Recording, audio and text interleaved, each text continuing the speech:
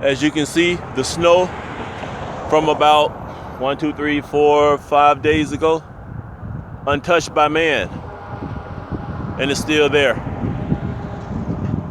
With the sidewalks, we have to walk on them. So man used machines to move the ice. But you see those areas out there? They're untouched by man.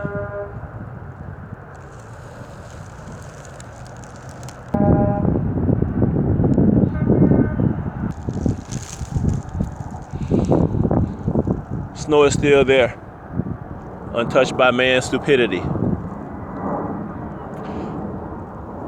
And it eventually melt away